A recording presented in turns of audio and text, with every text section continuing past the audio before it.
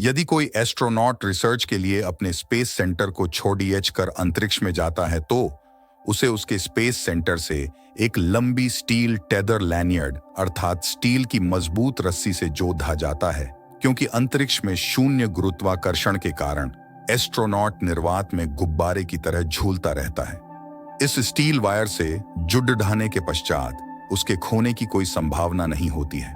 Steel tether लैनियर्ड से झूलता हुआ एस्ट्रोनॉट, अगर किसी कारणवश यह तकनीक फेल हो गई और स्टील टेदर लैनियर्ड का संपर्क स्पेस सेंटर से टूट जाता है, तो दूसरी तकनीक है सेफर अर्थात simplified aid for EVA rescue. यहां ईवीए का अर्थ है एक्स्ट्रा वेहिकुलर एक्टिविटी है।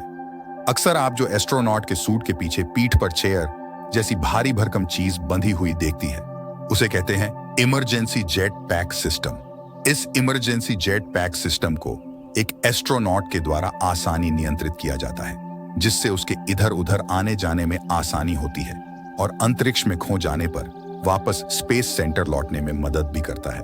इमरजेंसी जेट पैक सिस्टम से लैस एस्ट्रोनॉट, चूंकि अंतरिक्ष में ऑक्सीजन न होने के कारण एस्ट्रोनॉट बनावटी सांसों के सहारे जीते हैं और उन्हें ब्रह्मांड में रेडिएशन भी झेलना पड़ता है, जिसका असर उनकी सेहत पर पड़ता है और शरीर कमजोर पड़ने लगता है। हर समय वॉमिटिंग आने जैसा महसूस होता है, जिन कारणों से कमजोरी बहुत ज्यादा हो जाती है। यदि इस कमजोरी या अन्य कारणों से एस्ट्रोनॉट बेहोश हो जाता है तो इस इमरजेंसी जेट पैक सिस्टम पर से अपना नियंत्रण खो बैठता है। इस स्थिति में यह तकनीक भी असफल हो जाती है तो अंत में एक तीसरी तकनीक का इस्तेमाल किया जाता है। ये तीसरी तकनीक है रेस्क्यू अर्थात स्पेस सेंटर के बाकी एस्ट्रोनॉट रेस्क्यू करके अपने साथी को वापस स्पेस सेंटर में ले आए। लेकिन ये अत्यधिक जोखिम भरा रेस्क्यू होगा, क्योंकि अंतरिक्ष में ऐसा कोई भी रेस्क्यू करना सीधे मौत को दावत देने के समान है। यदि ये तीनों ही तकनीक फेल हो जाती है तो एस्ट्रोनॉट का अंतरिक्ष में गुम होना तय है। इस स्थिति में ये होगा उस वक्त एस्ट्रोनॉट पर जो बल जिस दिशा से लग रहा था वह उसी दिशा में आगे बढ़ता रहेगा। ऐसे में एस्ट्रोनॉट पूरी तरह से भारहीनता महसूस करेगा और कितने भी हाथ पैर मारे कोई प्रभाव नहीं पड़ेगा। इस तरह कोई भी बाहरी बल नहीं होने के कारण एस्ट्रोनॉट जिस दिशा में जा रहा है निरंतर उसी दिशा में बढ़ता रहेगा। यदि कहीं एस्ट्रोनॉट पृथ्वी के प्रभाव में आता है तो वह पृथ्वी की कक्षा में ही तब तक चक्कर लगाएगा जब तक कि उसके पास ऑक्सीजन बची होगा। उसके पश्चात इसकी दर्दनाक मौत तय है।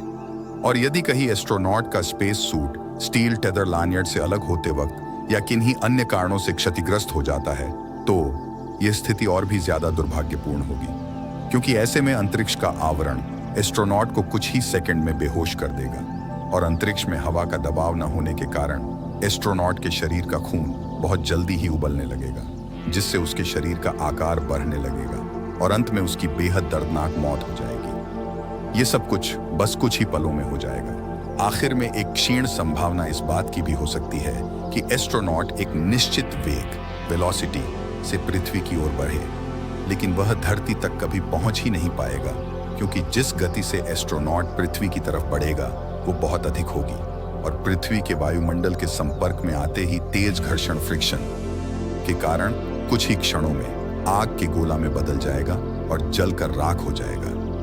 जैसा कि आप अक्सर रात में आसमान से गिरते हुए तारे उल्कापिंड को देखते हैं, अब आप समझ सकते हैं कि एक एस्ट्रोनॉट का अंतरिक्ष में खो जाना कितना भयानक अनुभव हो सकता है, या फिर ये कहे कि उसे कितनी भयानक मौत से होकर गुजरना पड़ेगा, क्योंकि अनुभव के लिए तो वो जिंदा ही नहीं बचेगा।